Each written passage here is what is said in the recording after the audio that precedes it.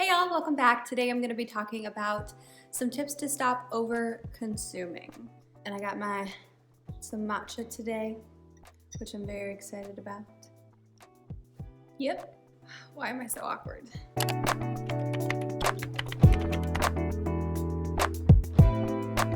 So before I really took a hard look at my habits, I, thought I was pretty minimalist because I never had a ton of things, but that was really only thanks to my seasonal Goodwill trips.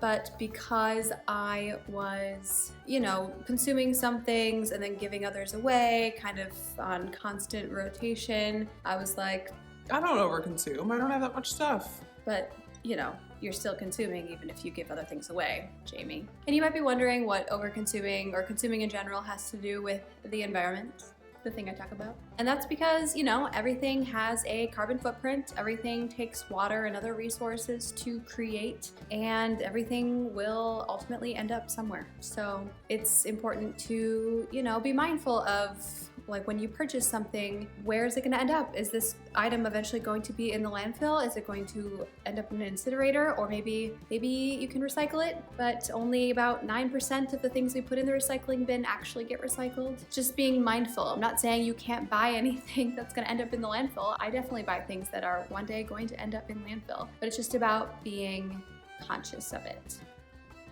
So my first tip for you to reduce your consumption is to figure out your why. Why do you want to reduce your consumption? Maybe you're like me and you know that the things you take in have a carbon footprint. They took resources to create and you want to cut down on those resources that you yourself are using. Or maybe you want to save money to get out of debt or pay off student loans or retire earlier. But just figure out your why, whatever it is, if this is something you want to do, and let that be your driving force. Step 2 is similar. It's figure out the root of your consumption. And this can be a little tough. I know when I did this, I looked at why I was consuming what I was consuming, and a lot of times it was to look a certain way, be cool, have my apartment look a certain way. Maybe you're afraid of people not liking you if you don't keep up a certain appearance. And this can be a very difficult thing to come to terms with, so please be gentle with yourself. Don't get too hard on yourself because, we have social media, there's marketing everywhere telling us we're not good enough the way we are. So if you've been kind of brainwashed to feel that way, it's not your fault. They're not truth. You are good enough without those things that the companies are telling you you need.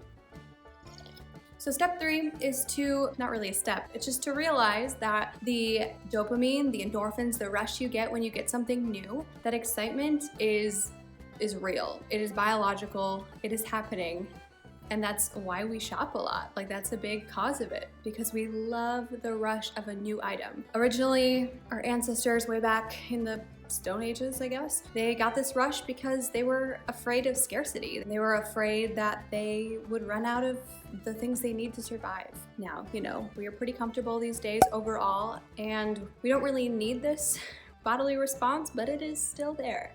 So you're totally justified in feeling this way. It's, again, another thing, not your fault. It's our biology. But remember that feeling, the rush of endorphins, is temporary. Because when I was taking stuff to Goodwill, I would see things in that pile that I had just gotten a few months earlier, and they had given me this rush, and now it's 3 months later and I am giving it away. So take the rush with a grain of salt. The shopping high is fleeting. Okay, number 4 is a bit more concrete, like an actual step you can take, but it's unsubscribe from emails. I do this because a lot of those are just like saying, hey, we have a sale. You need to buy this because it's on sale. And if you don't buy it now, maybe you'll never get it. Which has been a game changer for me because I found myself buying crap that I, thought I was saving money on because it was on sale, when I wouldn't have spent any money on it in the first place because I didn't need it.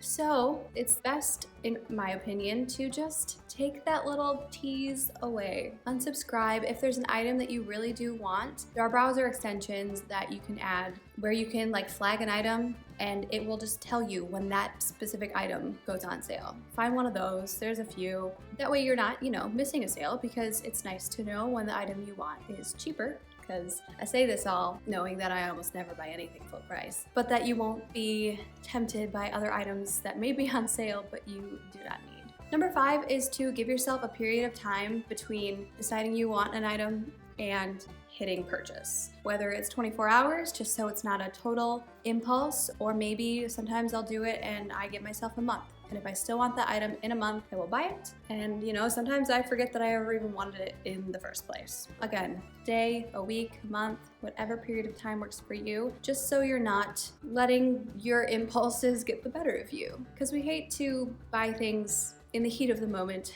the heat of excitement, and then regret them later. So number 6, if you're feeling bold, you can do a no spend challenge, which is an inherently privileged concept because it assumes that you already own enough and can buy enough or more than enough, whereas plenty of people don't have the privilege to go on a no spend challenge. That is just how they must operate to survive. Minimizing isn't a bad thing. It's just important to note that choosing to minimize is different than living a minimalist life, because that's all you can do.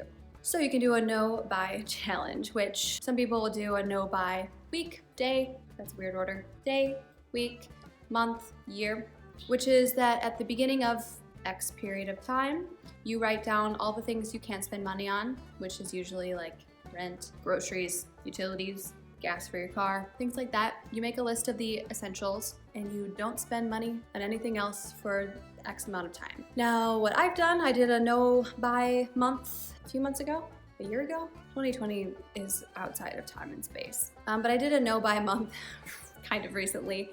And whenever I wanted to buy something, I would write down the item and write down the amount. And then at the end of the month, I saw all these things that I would have probably spent money on otherwise, and how much money I saved by not spending money on them. So that's something you can do as well. My last tip is something I've heard other people say, and it's something I try to do often, but it's to just be mindful of the things you're already grateful for. I start my day by writing down 3 things I'm grateful for, and then I end my days by writing down 3 awesome things that happened during the day, which makes me appreciate and even look for the goodness in my life, and that helps me to be more okay with where I'm at and less in search of this ideal self that I hope these items will give me, but in reality I know they won't. So that's always a good thing to be mindful of, and I think it's just good for our mental health in general. Even on the bad days, there are still things that you can be grateful for. Thanks for watching. I hope you liked this video. If you did, please like it. I said that weird. Please give it a thumbs up and hit the subscribe button if you haven't, and I will see y'all next time. Bye.